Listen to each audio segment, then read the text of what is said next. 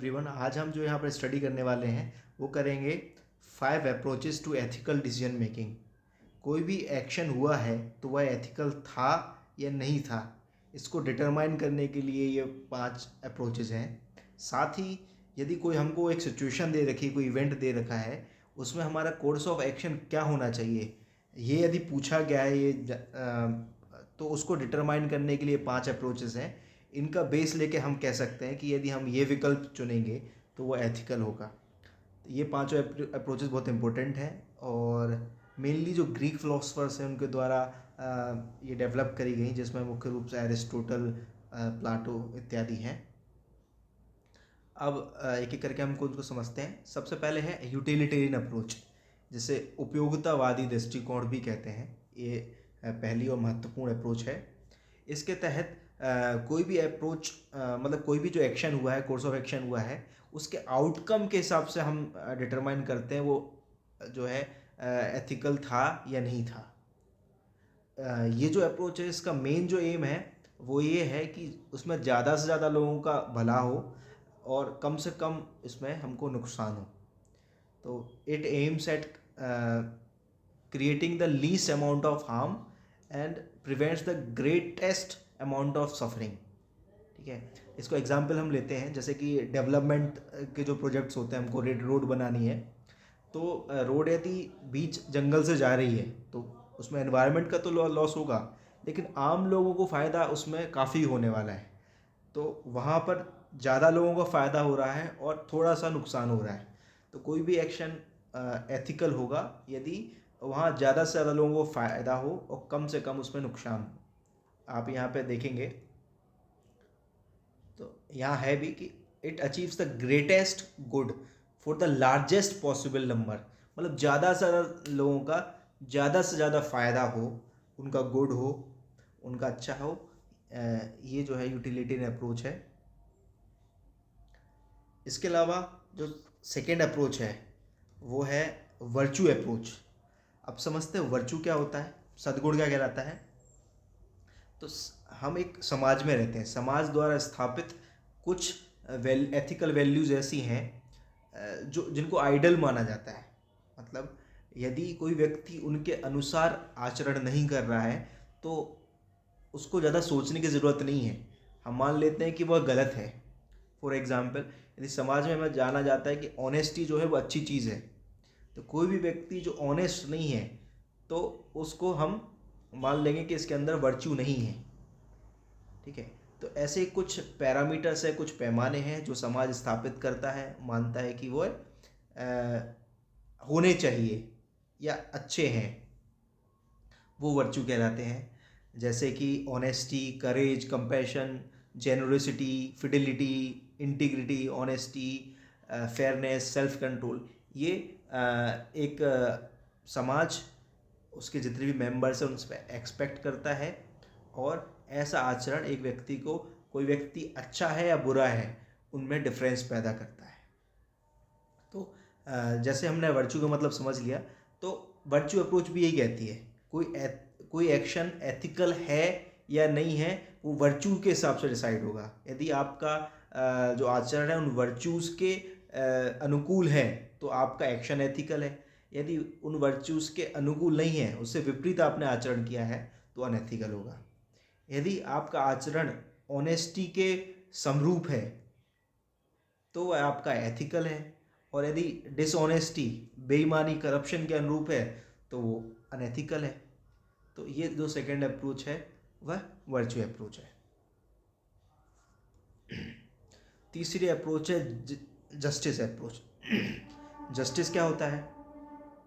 Just एक ऐसी ethical value है जो सबको समान रूप से देखती है, या एक इक्वल सोसाइटी की स्थापना करना चाहती है। जो भी रिसोर्सेज हों, जो भी नियम हो, सब पे बराबर लागू हों, सबके पास बराबर रिसोर्सेज हों। समाज में जो डिफरेंसेस हैं, डिस्पैरिटी है, उसको मिनिमाइज या ख़त्म करने का कोशिश करती है, वह जस्टिस कहलाती है। जस्टिस अप्रोच क्या कहलाती है? कोई भी एक्शन एथिकल तब होगा जब वो जस्टिफाइड हो। जस्टिफाइड हो मतलब जो सबके लिए बराबर हो, focus on how equitable the process and outcomes are. इसको 3 तरीके से समझ सकते हैं, या जस्टिस को हम 3 तरीके से बांट सकते हैं।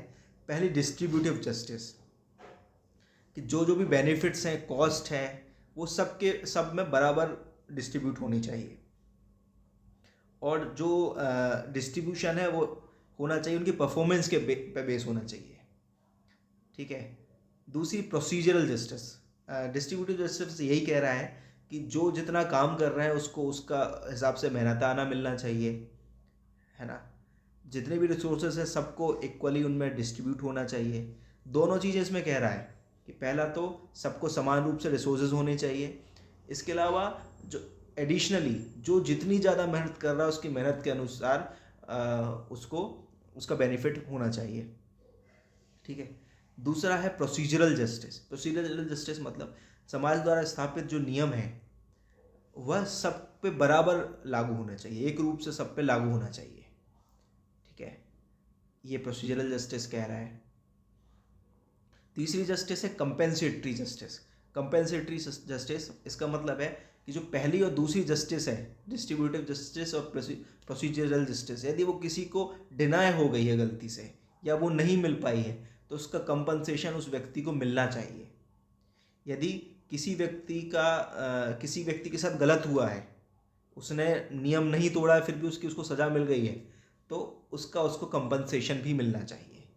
Those damages should be compensated. ठीक है।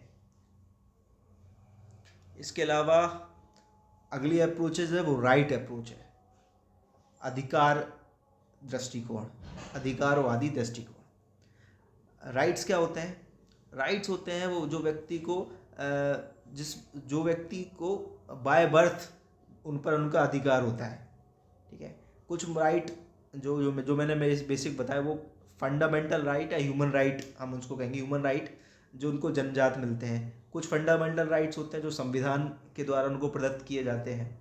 कुछ मोरल राइट भी होते हैं जो प्रदान नहीं किए गए, लेकिन किसी भी व्यक्ति की सेल्फ एस्टीम के लिए वो बहुत ज़रूरी होते हैं।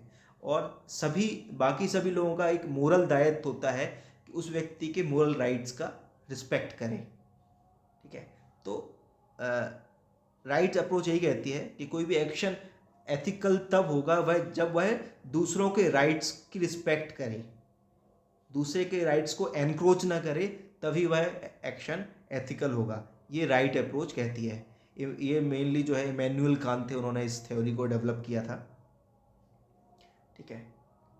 सभी व्यक्तियों के पास अपने अपने राइट्स होते हैं और उनको प्रोटेक्ट करने का सभी को अधिकार है कि वो प्रोटेक्टेड रहें, और साथ ही हमारा एक नैतिक दायित्व भी है कि उन सामने वाले के जो राइट्स हैं उसको रिस्पेक्ट करें।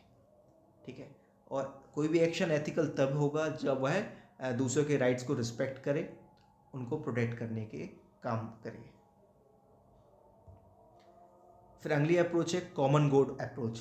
कॉमन गुड अप्रोच मतलब आम भलाई दृष्टिकोण। ये क्या कहती है? हम जो है मनुष्य एक सामाजिक जंतु है, ऐसा कहा जाता है ना। एक मनुष्य है जो एक सामाजिक प्राणी है, मतलब हम एक समाज में रहते हैं, तो हमारे कुछ दायित्व भी समाज के प्रति बनते हैं। हमारा एक्शन सिर्फ सेल्फ सेंटर्ड नहीं होना चाहिए, हमारा एक्शन होना चाहिए जो सोसाइटी का सेटअप है उसमें हेल्प करे। तो ये अप्रोच भी यही कहती है यदि किसी व्यक्ति का जो एक्शन है वो सोशल लाइफ में कंट्रीब्यूट करने वाला है तो वह एथिकल है, अदरवाइज वो एथिकल नहीं है। सोशल लाइफ में कंट्रीब्यूट करने वाला क्या है, इसका क्या मतलब है? सोशल लाइफ में कंट्रीब्यूट करने वाला इसका मतलब ये है कि बहुत सारे सोशल सिस्टम हैं, बहुत सारी सोशल पॉलिसीज़ हैं, इंस्टीट्यूशंस हैं, एनवायरनमेंट हैं। यदि आपका एक्शन उसको रिस्पेक्ट कर रहा है तो वह एथिकल है। आपने यदि कूड़ा डस्टबिन में डाला है तो वह एथिकल है। क्यों? क्योंकि समाज ने कुछ नियम बनाए हैं, है ना। आप समाज में रह रहे हो, उसको गंदा ना करना ये आपका नैतिक दायित्व है। यदि आपने कूड़ा डस्टबिन में डाला है तो वह एथिकल है, और यदि आप रोड में पटक रहे हो तो अनएथिकल है। क्यों? क्योंकि आपका एक्शन सोशल लाइफ में कंट्रीब्यूट करने वाला नहीं है। इसी प्रकार बाकी सभी जगह भी इसको आप जो है घटा सकते हैं। ये हमारी पांचवी अप्रोच थी। धन्यवाद, जय हिंद। ये पांचों अप्रोचेस जो है आपको मेंस की आंसर राइटिंग में डेफिनेटली हेल्प करेंगी। साथ ही लाइफ में भी एथिकल डिसीजन मेकिंग में ये आपको हेल्प करने वाली है। धन्यवाद।